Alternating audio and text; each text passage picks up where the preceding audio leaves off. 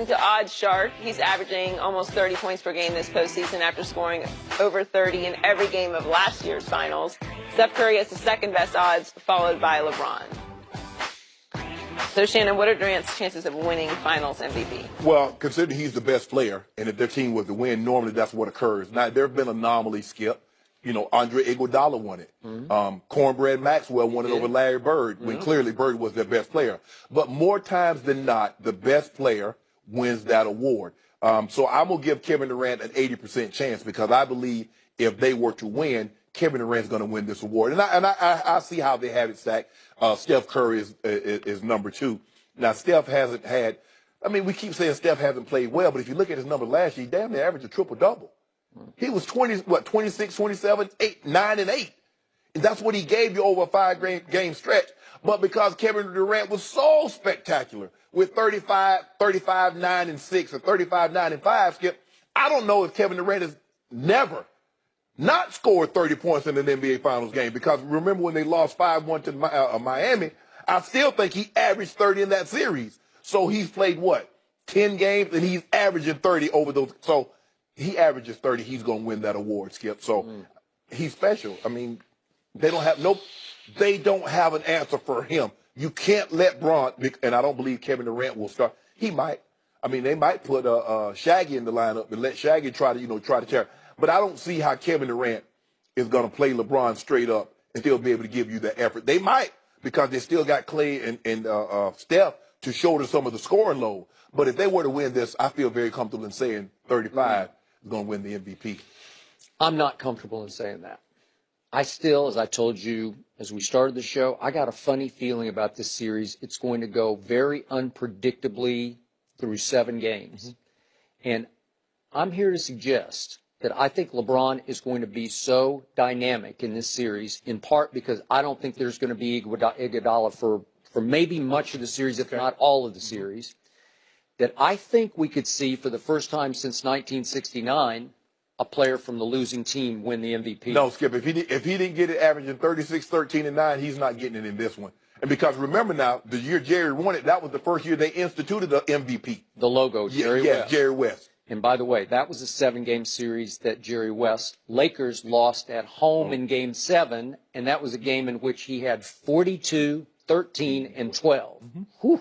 And the media said, that's just too good. We got to give it to a player on the losing team. You know, Bill Russell tells the story is that they had the balloons. They were ready to drop them. So they're playing the game. So the whole while they start the game, the balloons are up there. And Bill said, we wanted to make sure they stayed up there. Yeah, and it was 108-106 Celtics at the end of the game. And Jerry West for the series averaged 38 points a game. I see that for LeBron this time. I would give Steph a better chance of finally breaking through, because obviously he is a 2-time regular season MVP who has not won an MVP in the finals. Right. And it just feels like it would be his turn to win it. It felt like last year that Kevin Durant came in with a chip the size of the basketball world on his shoulder. And I still am in awe of what Kevin pulled off in the finals last year, because the basketball world, outside of, obviously, Warriors Nation, was rooting against him. Right. They wanted him to fall flat on his face after leaving Russell Westbrook high and dry. And instead, he rose and he shone. And he hit that shot of shots right in LeBron's face that just turned the whole series around.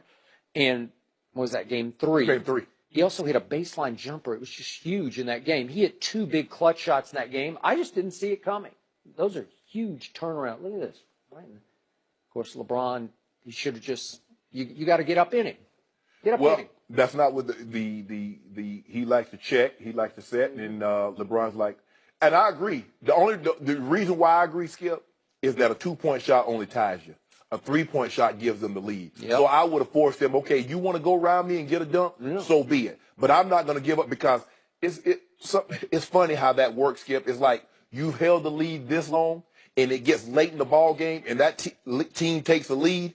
It's really hard for the team that's led the entire time to come back. It zaps you. It's like, now here we go. And that's why I felt that Jeff Green made the biggest shot on Sunday. Because when Boston got that lead, 71-72, and then he comes right back down and hits the 3-pointer, makes it 74-72, that was really, I think, the turning point in the ball game. So, again, against Houston, Kevin Durant, the reigning Finals MVP, went 11 straight quarters of, by his standards, shockingly pathetic basketball, starting with the fourth quarter of Game 4 when he just lost it. Right. Made a bad decision at the end of the game.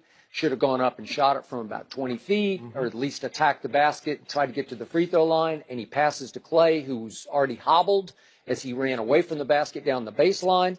And it was a bad idea, and it seemed to knock Kevin completely for a loop for the next two games, which would be Game 5 and 6. And then Game 7's first half, he was just a disaster. Right. I couldn't recognize him. He looked like a no-confidence mess to me.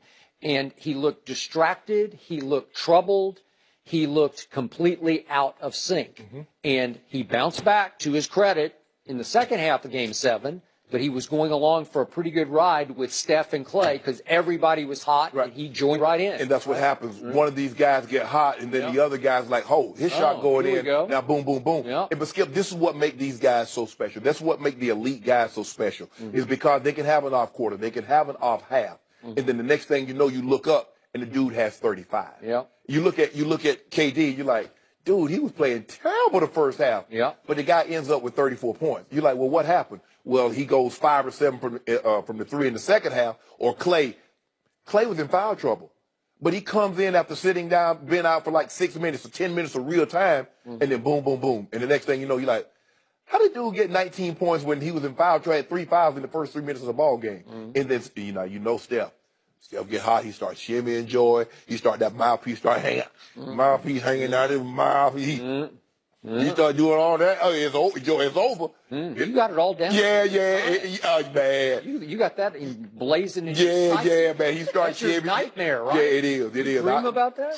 Wow. Because they got them 3. Like I said, I feel comfortable, and I hope we have Magic Johnson. I want to ask him. I believe they have 3 of the top 10 shooters of all time. Now, Magic been around the game. He played the game, and so he would know. I would want to ask him, Magic, do you think right now that the Warriors have 3 of the top 10 shooters? It'd be hard-pressed for me to hear him say no. I don't believe he would say it. Well, Kyle Korver's in that conversation.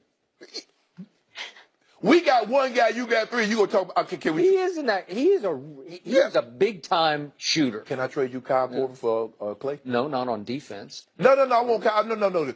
Clay ain't even really got to play defense like he be playing now. I know he will, but I just want him on us. Can I get it for? There are nights Kyle Korver shoots 3-point shots like free throws. Yeah. Where I just say, well, that's good. It leaves his hand. I can just say, that's in. I mean, he has a quick release also, but Clay, that's ridiculous. No, I mean, how does he? I mean, it's like simultaneous. He's catching the ball's coming in, and all in one motion, he's going up shooting a shot. And then you got 7 foot. He's rising up. Now, Kevin Durant's jumping. He rises up over you. The ball's at a 10-foot apex. What you gonna do with that? You need a broomstick to block that shot. Okay, but in the end, what is he made of, Kevin Durant? Again, I'm a big fan. I've been his biggest fan since he was at Texas, but I'm trying to be an objective fan also because last year he had something to prove and he proved it.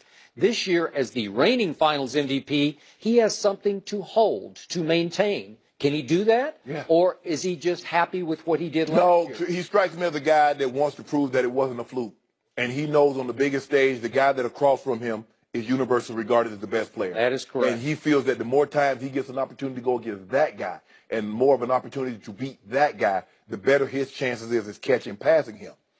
Yet, I know Kevin watches the show, and obviously I've been sitting over here beating this table about how he's become the best player on the planet, and then he wasn't the best player on the planet against Houston in the Western Conference Finals. So now he has a chance to reprove that. And I don't know. Sometimes I think it's just a lot of pressure. He was never. I mean, I get what you're saying. You said he was the best player. He was never the best player on the planet. I can say that cup's an iPhone, Joy. That don't make it true. Skip Bailey, I'm beating this table, Kevin Durant. Nobody thought. Hello? There ain't nobody calling you. That was LeBron on line 1. That's LeBron on line 1. Really? Yes, at 8. Don't ever say that again, Skip Bayless. You know, as long.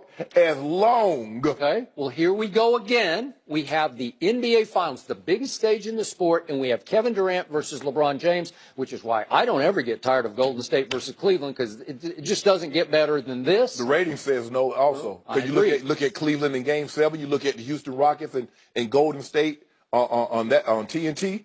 The rating says, and you have an opportunity, we're going to talk about it later. If you get tired of seeing them, why don't y'all do something about it? These are the 28 teams. Y'all do something about it.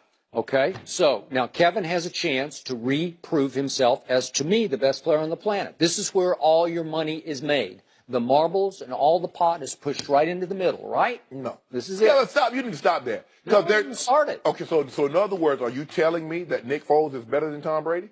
No. Okay, he won Super Bowl MVP. But he was the backup quarterback. He won. All I know, you said he won Finals MVP, so he's better. But wait a second. Tom Brady can't play defense. Hey. He can't play. He can't play receive. I wish he could. He can't play receive either. Huh? Well, I know, but Malcolm Butler can play defense. Wait a second. Malcolm Butler wasn't even in the game. Why was that? How did Nick Foles put 41 on Bill Belichick? Well, tell me this. How can he throw for 500 yards with a cut thumb, but he can't catch a pass with a cut thumb? Well, he doesn't get paid to catch passes. Yeah, he does. He get paid to help us win. The ball was thrown completely over his head. I don't think Shannon Sharp could have caught that pass.